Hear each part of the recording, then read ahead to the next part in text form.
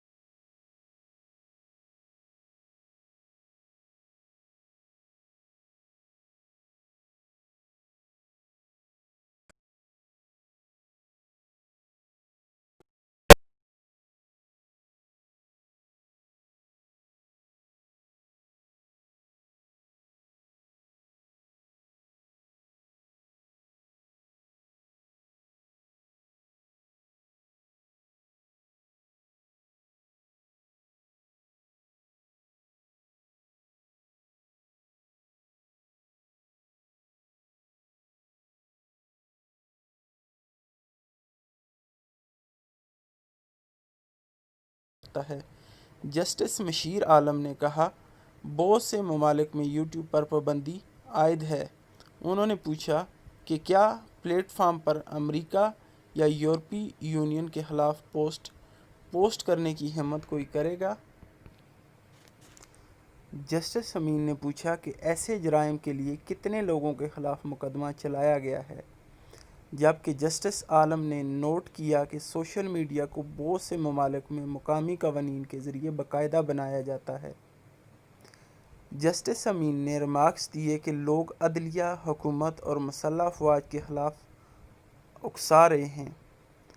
अदालत ने इस मामले पर अटॉर्नी जनरल ऑफ पाकिस्तान और वज़ारत ख़ारजा को नोटिस जारी कर दिया। पाकिस्तान के डिजिटल स्पेस पर कसरत से पाबंदी आयद की गई है और इलेक्ट्रॉनिक जुराइम की रोकथाम एक्ट 2016 जैसे वफाकी इदारों, PTA और FIA जैसे कवानीन के ज़रिए इस पर कड़ी निगरानी की जाती है। जस्टिस अमीन ने मज़ीद कहा कि पिछली दहाई के पहले निसफ़ हिस्से में सोशल मीडिया के मुख्तलिफ़ प्लेटफॉर्म्स और मुख्तलिफ़ वेबसाइटों पर ब्लॉग्स पर पाबंदी आयद हुई थी। मुल्क में डिजिटल मवाद की नशो-नुमा को रोकने के लिए यूट्यूब पर 3 साल पाबंदी सबसे ज़्यादा बदनाम है।